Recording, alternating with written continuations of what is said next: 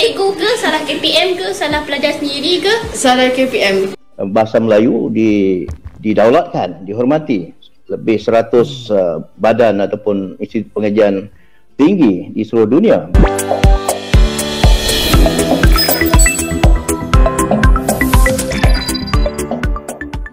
Assalamualaikum warahmatullahi wabarakatuh. Halo teman-teman, jumpa lagi di channel ini.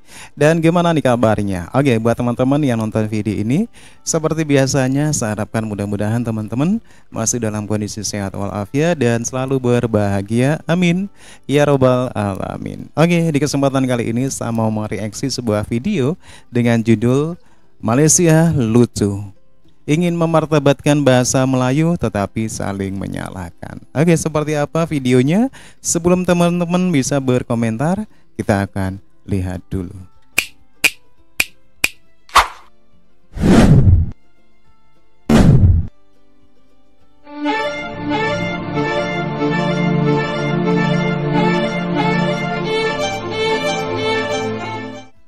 Bahasa Melayu Malaysia yang sangat dibangga-banggakan para profesor-profesor Malaysia, yang katanya telah tersebar ke persada dunia.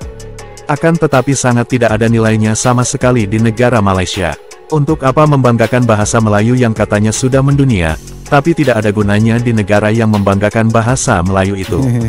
Lagi pula, yang mereka bangga-banggakan itu sebenarnya adalah bahasa Indonesia. Bahasa Melayu telah gagal bermartabat di negara Malaysia, karena warga Malaysia sangat mengagumi bahasa Inggris. Bahkan bahasa Inggris akan berkombinasi dengan bahasa Melayu. Hal hasil akan menjadi tidak jelas dalam penggunaannya. Mau menggunakan bahasa Melayu, atau bahasa Inggris, sungguh tidak jelas tujuannya. Karena Malaysia memiliki program untuk memartabatkan bahasa Melayu, maka seharusnya warga Malaysia ikut turut serta membantu, dengan cara menggunakan bahasa Melayu dalam kesehariannya. Warga Malaysia menyalahkan para pengemban program bahasa Melayu, dan para pakar bahasa Melayu Malaysia menyalahkan para tokoh politik kerajaan Malaysia. Para tokoh politik pun menyalahkan warga Malaysia. Mereka seolah-olah saling melempar-lempar kesalahan. Yang salah siapa? Siapakah yang harus disalahkan? Begitulah negara Malaysia, dengan segala permasalahan dalam memartabatkan bahasa Melayu, yang tak pernah kunjung selesai. Jadi, bagaimana bahasa Melayu dapat digunakan sebagai bahasa kedua ASEAN, sedangkan di negara yang mengajukan bahasa Melayu, tidaklah mampu menggunakan bahasa Melayu dengan baik dan benar. Bahkan bahasa Melayu seakan-akan tak ada artinya di negara Malaysia. Perkataan Melayu, hanyalah sebatas slogan saja, untuk tampak terlihat besar dan bisa untuk dibangga-banggakan, sebagai kaum Melayu Malaysia Sang Mahawangsa. Yang amat sangat tergila-gila dengan slogan kemelayuannya. Bahkan demi membesarkan nama Melayu, profesor kaum Melayu Malaysia, sampai-sampai memelayukan wilayah atau daerah, serta kaum yang bukan Melayu.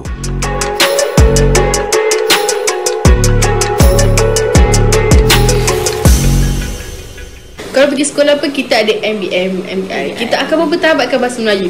Nilam kita pun ada tokoh nilam bahasa Melayu, bahasa Inggeris. So saya rasa benda tak terlambat. Kita boleh pupuk dari kita kecil. Macam dipupuk daripada orang kecil. Mungkin start orang pegang gadget ataupun daripada percakapan rumah, seisi rumah. So kita boleh, benda tak lewat lagi sebab mungkin ada masa yang panjang lagi untuk kita mempertabatkan bahasa Melayu kita betul-betul di atas. MBA ni satu projek yang gagal Salah cikgu ke, salah KPM ke, salah pelajar sendiri ke? Salah KPM. Sebab dia tak menekankan betul-betul. Cuma kalau dia menekankan benda tu, MBM, MBI, kita kena ikut ni apa yang MBM serta maksud dia mempertabatkan. So kena ikut lah. Bukan dia orang buat macam buat ni lepas tu tak jadi. So salah dia orang lah. Kita tak boleh salahkan cikgu, tak boleh salahkan murid-murid. Sebab kita just follow daripada atas. Dia suruh buat dia, kita buat dia. Malaysia itu sangat gigih sekali untuk bisa memartabatkan bahasa Melayu. Tapi apa kenyataannya, justru bahasa Melayu ini bukannya martabatnya lebih tinggi, justru bahasa Melayu di sana itu rusak. Karena di lapangan justru masyarakat itu lebih suka untuk merojakkan bahasa nasionalnya sendiri dengan dicampur dengan bahasa Inggris. Meratabatkan bahasa Melayu di Malaysia, kita sepatutnya memantapkan dan menguasaikan penggunaannya dalam negara kita terlebih dahulu. Maklumlah sebab bilangan tinggi rakyat negara kita ni ada yang tak selesa dengan bahasa kedasaan sendiri. Jadi dikatakan kita kena ditaksub. kita terlalu taksub nak memartabatkan bahasa Melayu sebagai bahasa kedua ASEAN sehingga kan kita lupa yang sebenarnya masih ada lagi ramai sangat rakyat yang masih belum menggunakan bahasa Melayu dalam percakapan seharian lah. Sebab mostly kan kalau kita tengok ramai yang dekat biasanya dekat bandar lah, macam KL, Putrajaya ke bandar-bandar besar, biasanya mereka menggunakan bahasa Inggeris. Nggak usah dimartabatkan aja. Jadi benda ni menjadi kekangan lah untuk kita menjadikan rakyat di negara kita ni semuanya patuh kepada satu bahasa saja. Memanglah kita menggunakan banyak bahasa, tapi bila kita menggunakan banyak bahasa tu bukan satu tiket untuk seorang rakyat Malaysia untuk tidak menggunakan bahasa Melayu dalam kehidupan seharian.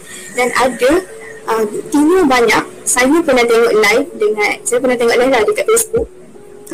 Anak dia bertutur dalam bahasa Inggeris dan mak dia cakap Melayu lah biasa.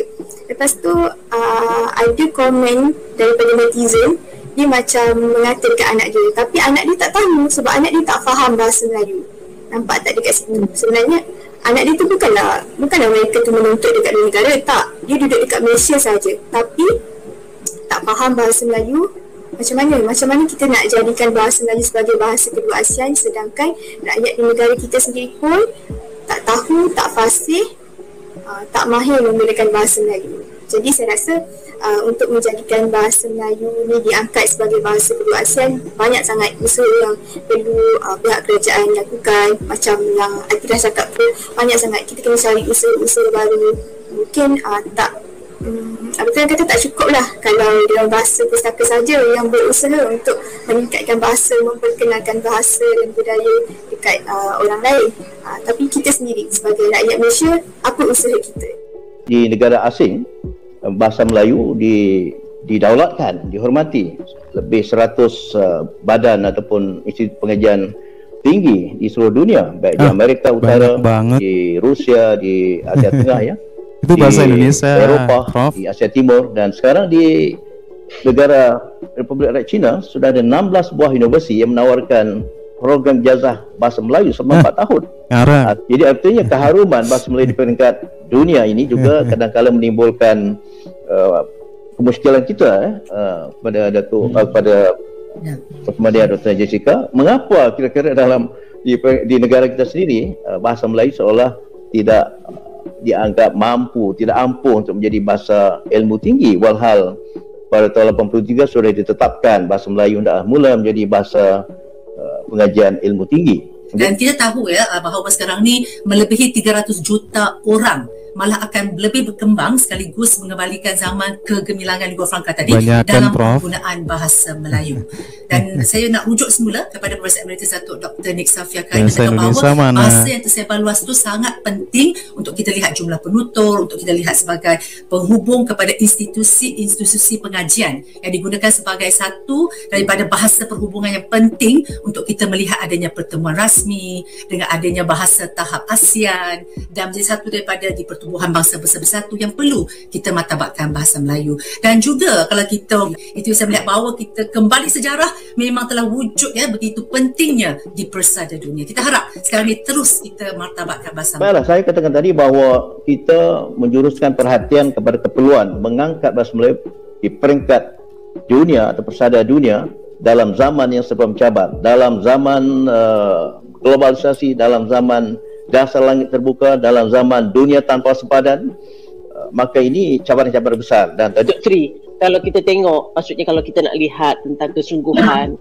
kita tidak mahu hanya melihat kesungguhan cendekiawan, pemimpin-pemimpin hanya dari indahnya hanya di bibir, tetapi haruslah diterjemahkan melalui perbuatan, kesungguhan dan menjadi iltizam untuk semua pihak untuk memartabatkan bahasa Melayu di persada dunia sebagaimana hasrat daripada Datuk Zainal dan juga Dr. Jessica. Dan kalau kita lihat hari ini di Malaysia umpamanya masih lagi ada program-program rasmi kerajaan masih lagi menggunakan bahasa Inggeris walaupun bahasa Inggeris bahasa kedua, tetapi tidak memartabatkan bahasa kebangsaan, bahasa Melayu sebagai bahasa rasmi, yang mana kita lihat kebanyakannya dokumen-dokumen surat dan juga maksudnya penyataan adalah di dalam bahasa Inggeris. Yang mana kalau kita lihat juga, kalau adanya iltizam itu sejak daripada merdeka, haruslah hari ini kita dah gunakan secara 100%, tetapi ini tidak berlaku. Dan tak perlu pergi jauh, Wak Ima, sewaktu saya berada di Kementerian Pelancongan juga begitu juga. Kita sedangkan walaupun hanya ada seorang, dua saja, walaupun dalam convention ataupun dalam satu program rasmi kerajaan, hanya 1-2 duta yang duta kita, tetapi bahasa yang digunakan adalah bahasa Inggeris. Sedangkan keseluruhannya hampir 98% yang mendengar ucapan pada ketika itu adalah orang kita, orang Malaysia. Jadi bukan itu saja, tetapi kalau kita lihat ianya sejak daripada 10 tahun merdeka, ianya telah menjadikan bahasa Inggeris juga dah dicanangkan di dalam pentadbiran kerajaan. Jadi saya melihat bahawa perlu ada kesungguhan, bukan hanya daripada pihak kecendekiawan, tetapi harus digarapkan dengan orang cakap dengan izin political will, untuk kita menyatakan keseriusan kita untuk menjadikan bahasa Melayu itu. Kalau kita nak jadikan di peringkat dunia, kita dulu yang harus memperkasakan.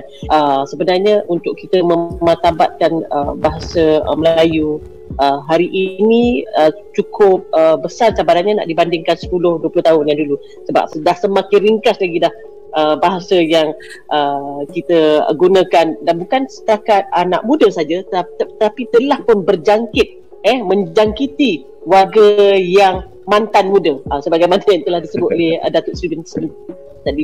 Dan ini adalah satu perkara yang menakutkan. Hari ini yang muda pula yang menunjuk arahnya untuk menjadi seberingkas, dan mereka merasakan bahawa kalau mereka berbahasa Melayu, mereka malu. Jadi dah sampai ke tahap begitu. Jadi ini tidak wajar. Sebab itulah sebagaimana yang dinyatakan oleh Datuk Zainal tadi, mahkota bahasa itu adalah umpamanya mahkota. Kalau mahkota kita ini tidak jaga, maka akan hilanglah jati diri, dan kita dah nampak dah tu, dah terhakis sedikit demi sedikit. Dan hari ini apa yang tinggal? Hanya yang tinggal ni yang inilah. Fakta di Malaysia, koar-koarnya para profesor bahasa Malaysia yang ingin memartabatkan bahasa Melayu, apalagi mengangkat bahasa Melayu sebagai bahasa antar bangsa, bahasa kedua di ASEAN. Kalau menurut aku ini adalah sia-sia saja. Karena apa? Karena bagaimana kondisi bahasa Melayu sendiri di Malaysia yang selalu dianggap sepele sama masyarakatnya. Karena kenapa? Karena banyak orang Malaysia sendiri yang tidak paham dengan bahasa Melayu, yang tidak fasih dengan bahasa Melayu, yang enggan menggunakan bahasa Melayu sebagai bahasa keseharian, justru dicampur adukan dengan bahasa Inggris. Oke teman-teman ya, demikian satu video yang menarik sekali. Menurut teman-teman gimana? Silakan teman-teman bisa berkomentar, dan jangan lupa like and subscribe channel ini.